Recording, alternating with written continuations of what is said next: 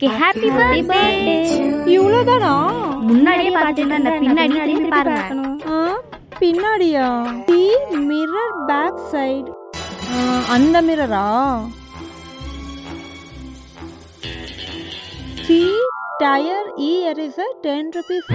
அது எங்க இருக்கு? See Paytm board down. Paytm போர்டா? இந்த பேடிஎம் போர்டா? எந்த பேடிஎம் போர்டு? இந்த பேடிஎம் போர்டா இருக்குமோ? See chappal board back side.